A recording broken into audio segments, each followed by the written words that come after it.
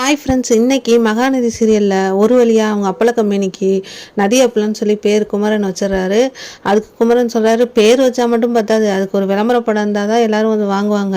இந்த காலத்துலலாம் நல்ல பொருளை தேடி வர்றதெல்லாம் கம்மி, ஆள் பாதி ஆடை பாதி மாதிரி விளம்பர படம் இருந்தால் தான் சரியாக வரும் அப்படின்னு சொல்லி குமரன் சொன்னோன்னே, அதுவும் சரிதான் மாமா அப்படின்னு சொல்லிட்டு அதுக்கு ஏதாவது ஒரு ஆளை தேடணும் அப்படின்னு சொல்லிட்டு அதுக்கே வேறு ஆளை தேடிட்டு நம்ம பாட்டியே நடிக்க வச்சிடலாம்னு சொல்லி அவங்க பாட்டியை நடிக்க வைக்கிறாங்க.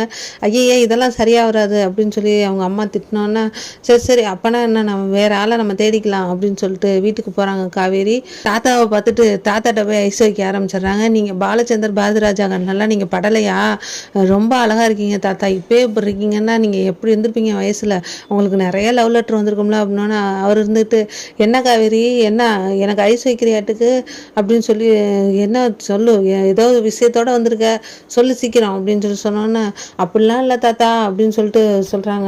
நான் உங்களை பெருமையாக பேசிகிட்டு இருக்கேன், என்னை ஐஸ் வைக்கிறேன்னு அசிங்கப்படுத்துறீங்களே தாத்தா அப்படின்னு சொல்லி காவேரி சொன்னோன்னே, சரிம்மா சரி, நீ தலையை சுற்றி மூக்க சொல்கிறேன்னு தெரியுது, என்ன விஷயம் சொல்ல, உங்களை ஒரு ஃபோட்டோ ஷூட் எடுத்துக்கலாமா, அப்பள கம்பெனிக்கு போஸ்ட் கொடுக்கணும் தாத்தா விளம்பரத்துக்கு அப்படின்னு சொல்லி சொன்னாங்க. சரி வா, போஸ்ட் தானே நான் கொடுக்குறேன், ஃபோட்டோ மட்டும் எடு அப்படின்னு சொல்லி ஃபோட்டோ எடுத்து தாத்தாவை நோக அடிச்சிடுறாரு. கடைசியில் நீ விஜய் அங்கிட்ட வந்தோன்னே, நீ என்னையை வச்சு எடுக்கிறதுக்கு பதிலாக விஜய் மாதிரி ஒரு இளைஞனை வச்சு எடுத்தால் தான் உனக்கு சூட் ஆகும், நீ பேசாமல் அவனே எடு, என்னையை விட்டுருமா ஆளை, இந்த அப்பளம் மாதிரி நான் நொறுங்கிட்டேன் அப்படின்னு சொல்லிட்டு ஓடிடுறாரு தாத்தா. விஜயை பார்த்துட்டே நிற்கிறாங்க, சிரித்து பேசுகிறதா காவேரி ஃபோட்டோ எடுத்துகிட்டு இது சரியாக வரும்னு சொல்லிட்டு அவங்க வீட்டுக்கு ஓடுறாங்க. நான் ஒரு ப்ரொஃபஷனலாக ஒரு ஆளை நான் தேர்ந்தெடுத்துட்டேன் விளம்பரத்தில் நம்ம நடிக்கிறதுக்கு அப்படின்னு சொல்லி சொன்னோன்னே, அப்படியா யார் அப்படின்னு சொல்லி எல்லாம் ஆச்சரியமாக கேட்க, கொஞ்சம் கொஞ்சமாக சொல்லி கடைசியில் நம்ம விஜய் சார் தான், கிரேட் விஜய் சார் அப்படின்னு சொல்லி சொன்னோம். என்னது உங்கள் வீட்டுக்காரரா அப்படின்னு சொல்லி அவங்க அம்மா சொல்கிறாங்க.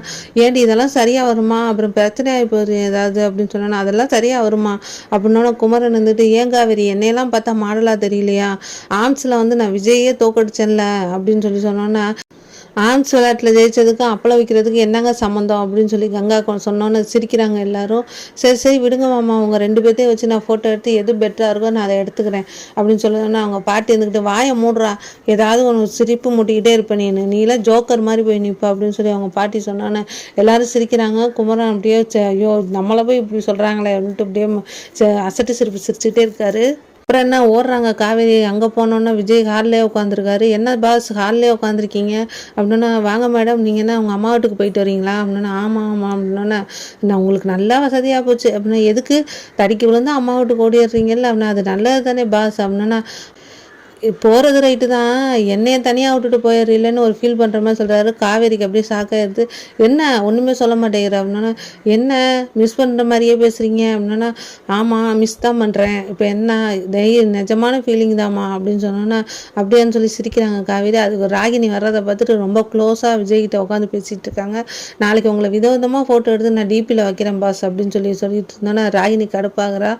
நீங்கள் சூப்பரான ஒரு ஆக்டர் மாதிரி இருக்கிறீங்க, நீங்கள் ஃபோட்டோ எடுத்து விளம்பரப்படுத்துக்கலாம் விட்டோம்னு வச்சுக்கோங்கள பாஸ், நீங்கள் ஹீரோ மாதிரியே இருப்பீங்க, விஜய் டிவிலலாம் உங்களை கூப்பிடுவாங்கன்னு சொன்னோன்னா விஜய் தலையில் கை வைக்கிறாரு. அப்படியும் காவேரி விஜயை சம்மதிக்க வச்சுறாங்க விளம்பரப்படுத்துக்கு. இல்லை விஜய்க்கு தெரியாமலே விளம்பரப்படம் எடுக்க போகிறாங்களான்னு தெரியல.